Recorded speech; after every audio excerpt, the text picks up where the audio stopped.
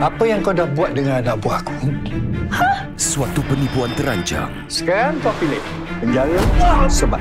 Jika Aslin hamil, Uzam tidak boleh ceraikan Aslin selama 5 tahun. Kalau dalam masa 2 bulan Aslin tidak hamil, Uzam berhak ceraikan Aslin bila-bila masa saja. Ini kenapa?